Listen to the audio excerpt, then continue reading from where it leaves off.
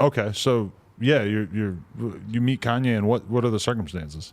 So once again, like I said, we at the turn of, and it's ironic that the documentary came out because this was exactly 20 years ago.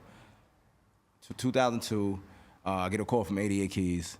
88 Keys is someone I had met during my tribe tenure. He actually worked on that record that me and Jay Dilla did. He did the beat for the Busta Rhymes feature. Okay. It was called Amani Frames at the time.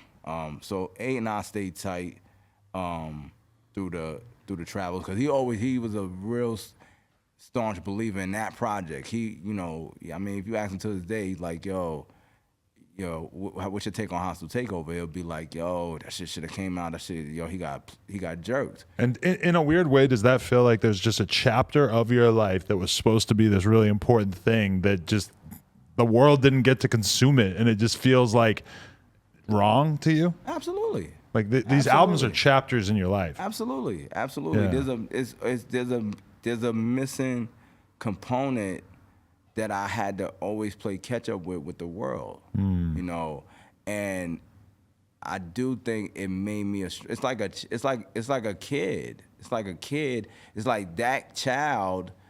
I don't want to equate. It's music, so I don't want to equate it to the death of a child because that's a little OD. But that child just never. It's like that child never got to do the things that a child in that position would have done. People always say a rapper's first album in some ways is like the easy one because it's all of your stories for your whole life leading up to that. Right. They never really talk about the possibility of that just not coming out for various reasons and what that might feel like. And then understanding also my situation is very unique too because arguably you could say Beach Rhymes of Life is my first child too because of the fact that I contribute. I'm on 8 joints.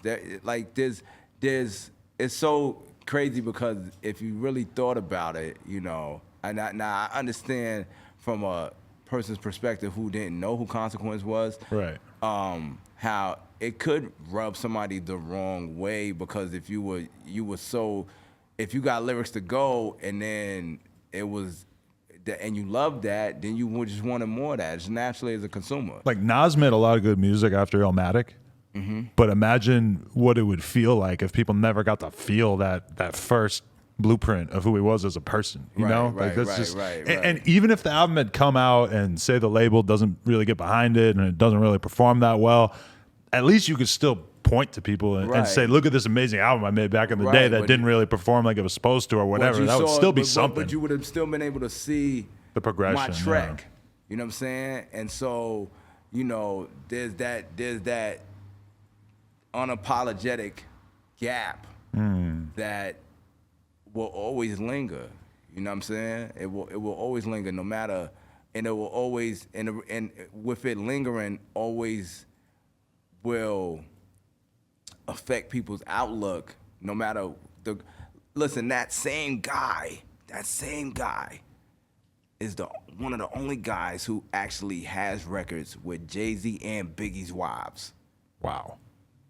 Stressed Out and Party. That's crazy. And they both were #1 at radio. And my name is No Cap Cons. Go ahead and do whatever search bubble you got to do, fam. Google it. Right. Wow. And so, yeah, I mean, throughout all that time, I'm sure that at least it entered your head, maybe I'm done before you meet Kanye. Are you thinking, are you kind of starting to count yourself out? Well, yeah. Well, look, the phone rang, right? So, but even when the phone rang, I was just like, yo, I was to the point where it's like, yo, please just leave me alone, man. Right. I don't want to do this again. You know what I'm saying? But, one thing it was 88's character that 88's character was not the character of other people that I dealt with, and he was a key vessel, conduit in me and Kanye's relationship because of the fact that if it was somebody else that would have called me about Ye, I would have been like, yo, son, I'm straight, I'm good, bro.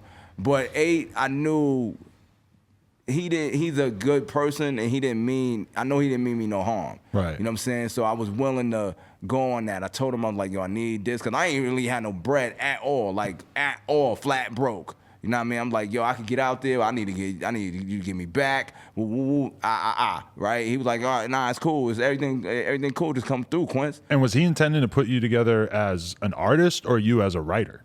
No. So the thing was, so Kanye. And this is also like 5 years before Kanye even gets noticed, basically. In 2002, you said? It's 2002. So no, it was pretty soon after that. Watch. Okay. So here's the thing. So Kanye had just done the blueprint. 9/11, the blueprint came out, right? Yeah. So this is how fate has, this is God's plan. Right. My world crashes, right? He's on an uprise, right? Wow. But he's on a rise as a producer, and his ambition is to rap. Right. Right? So he's been rapping, but when I say that, I'm saying from notoriety standpoint, from recognition, he's recognized as a producer. We saw it in the documentary. Right, he was very acknowledged as a producer, for a long time before the rapper. So even when you look at the documentary, people ask me what's my take, and I said the story, the untold story in the documentary, which you kind of get it, but you don't get it. Like the first time you see me in the documentary, I'm sitting there, right? Right. He's doing All Falls Down. This is the third time I've been around him. I never knew none of them people prior to that. Okay. You know what I mean? So I come out for the 88 key session. So 88 was getting a good amount of work at that time too. You know what I'm saying? So him and Ye was vibing on the producer bop.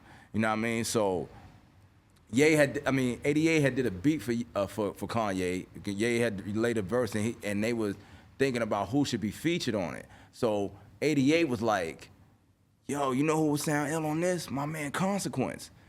And Kanye was like, yo, you know Consequence? Because from his perspective, only thing he knew was that I was on Beach Round of Life. It's just the same thing as me joining Tribe. Right. I don't know that there's a this or that going on. I just know I heard, I've been watching what everybody else is watching. And, y'all popping. So for Ye, it was like, yo, that's dude from Stressed Out. Yo, what's up with him? He doesn't put together like there's this album didn't come out. He doesn't know all that. He's just geeked. He's a fan. I just heard he heard Beats Around Life, but yo, I fuck with Consequence. Right. So yeah. Because Kanye is 100% that guy that loves the dude on the album that didn't get the shine that he deserved, that saw the potential. Right. So exactly. So we meet, we do the joint. So he offers me a feature fee right after I do it. I knocked the joint right out, you know what I'm saying? Because I was like, yo, I ain't coming back out here, and, I need some money, you know what I mean? So then we have a conversation, and then I skipped something. So prior to doing the feature and everything, I actually arrive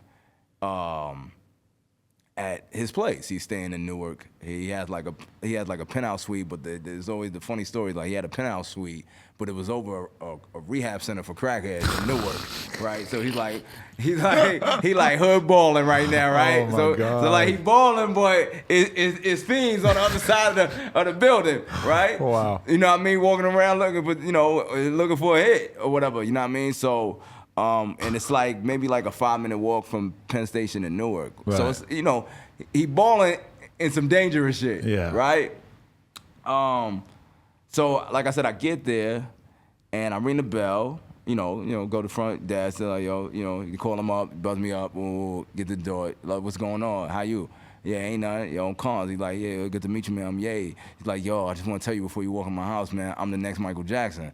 Right. I remember the I was story. like, oh, word, okay. So how you figure you gonna do that? Yeah. You know what I'm saying?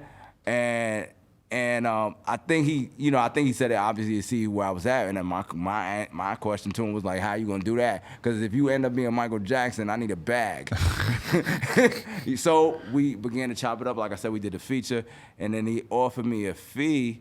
But then with a contingency, he was like, yo, so how much you charge? I'm like, he said, what's your rate? Like $3. I'm like, yeah, that'd work. You know what I'm saying? 3,000? Yeah. I'm like, yeah, that'll work. I'm like, Probably sounded real good. Yeah, I mean, yeah. You know what I mean? At the time, I'm like, yeah, that'll work.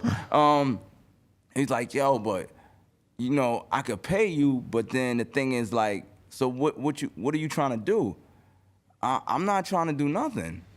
You know what I mean? That was just my honest answer. I'm like, I'm not trying to do anything. I'm chilling. I told him, I was like, you know, I have been working on some joints in my spare time, but I didn't trust producers anymore. You know, like I had done, you know, had engaged with a few different producers, and it really didn't lead to anywhere.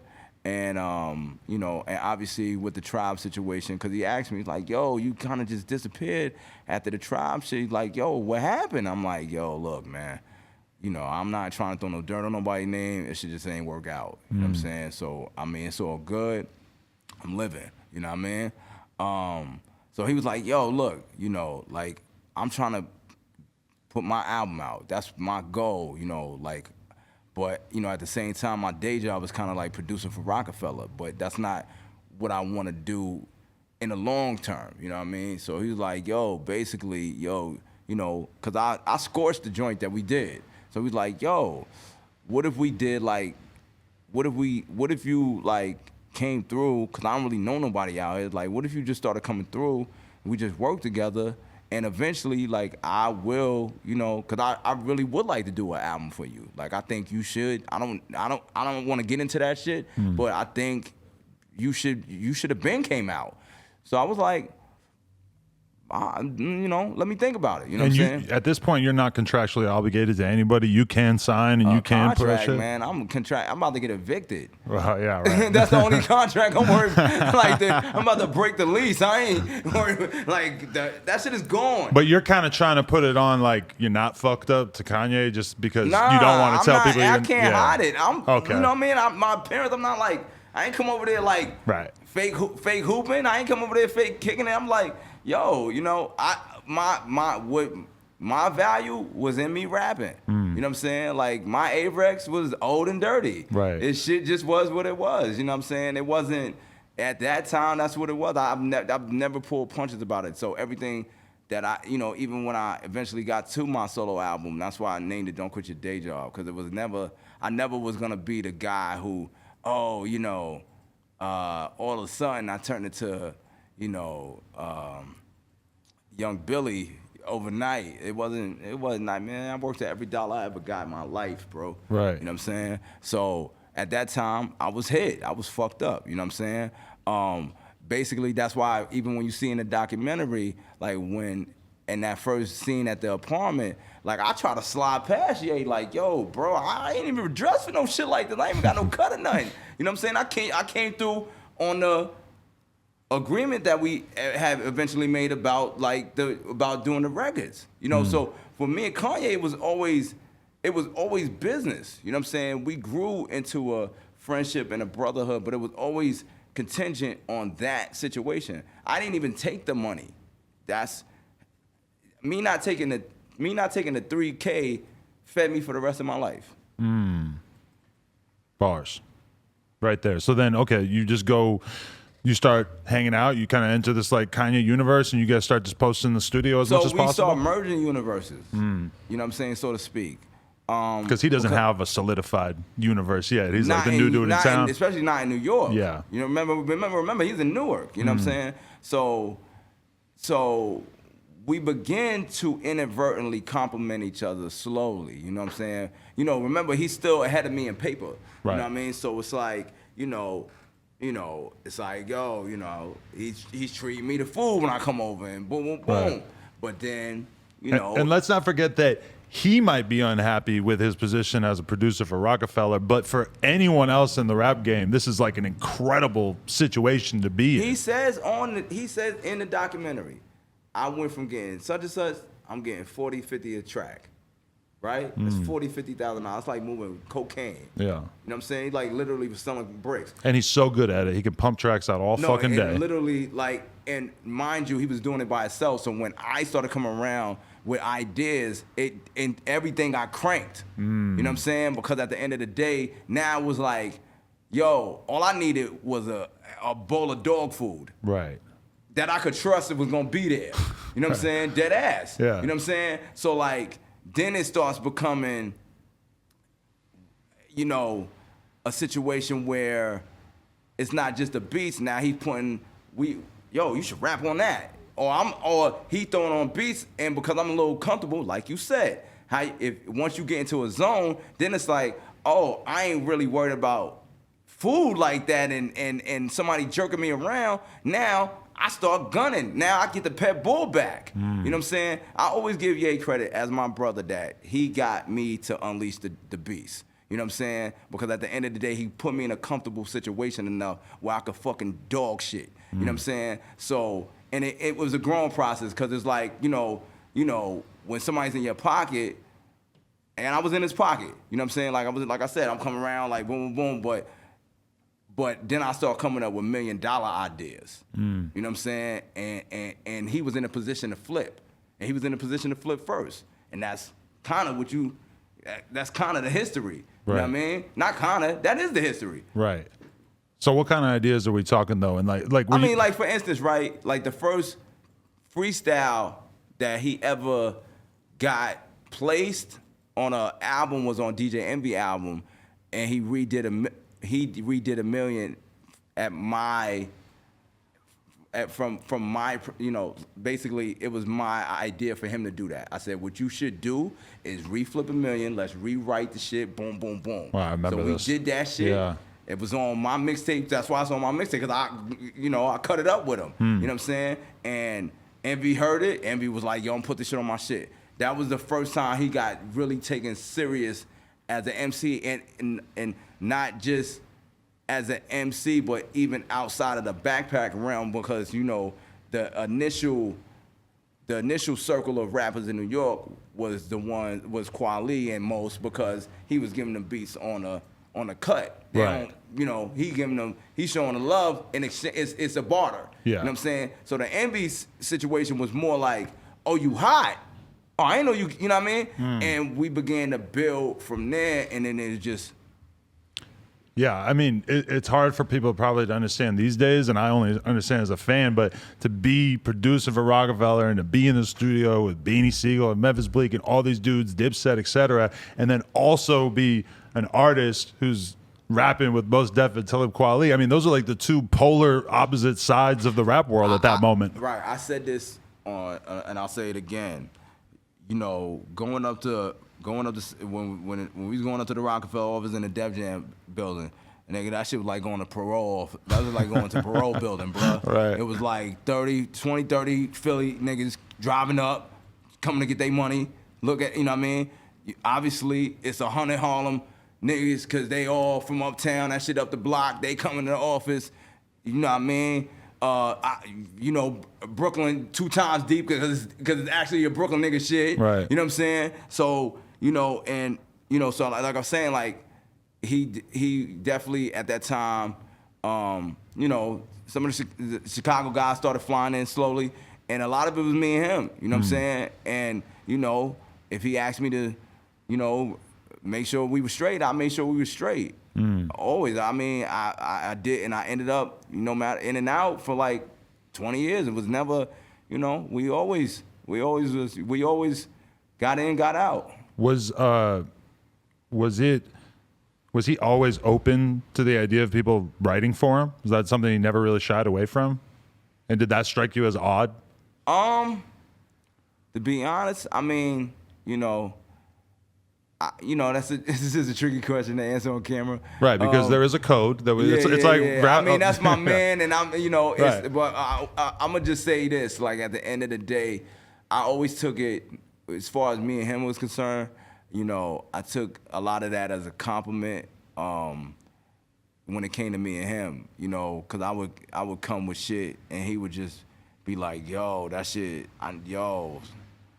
you know, it's, you know, once I really got in that zone, it was like, yo, you fucking rap your ass off. You know what I'm saying? And so it really kind of put me back in that pocket where I first was, you know, dealing with the tribe, like I said, where, like, I'm going around LL, and Tip is like, yo, rap for L, and I'm, yo, the fuck? You know what I'm saying? So it was back to that with the fuck shit, you know what I'm saying? So, you know, well, yeah, you know, we figured it out.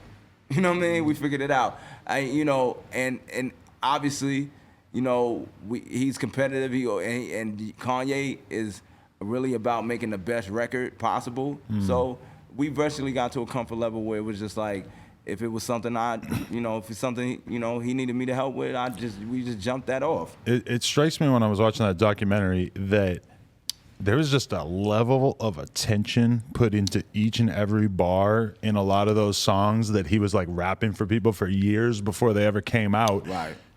I'm sure that those songs went through like countless revisions and, just changing bars bit by bit to make them like some of the most iconic songs of all time.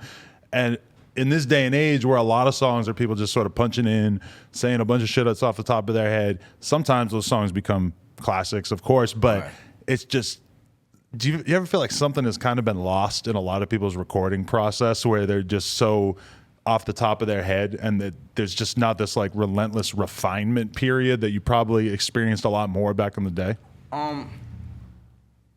To a degree, yes, but I think that is more of a broad scope of the industry at large. I think when it comes to what we've done, we've always maintained that as a root. You feel me? So yeah, there's some records that you catch. You know what I'm saying? Like, for instance, I know for a fact, like, he caught the verse from Heard Him Say off the head. You know what I mean? I did the Grammy Family in 10 minutes. I rapped it out in 10 minutes. Really? You know what I mean? Yeah, some of them. Music is an energy, it's a frequency, and it's a vibe, but it's also a construction. You know what I mean? So what you're speaking of is more of the construction, and we've been in that spot for a while as well. Where we're literally constructing records into intellectual duplexes. You know what I mean? Like, if you think about Hurricane, there's remnants of Hurricane on the internet when it was the bare bones of do do do do, and where it got built into a high rise that now resides with Weeknd and Lil Baby. You know what I'm saying? Okay, guys, we want to thank you so much for getting us to 100,000 subscribers right here on the Clips channel. If you want to support, please click that subscribe button. We're trying to get to 200K. Thank you so much.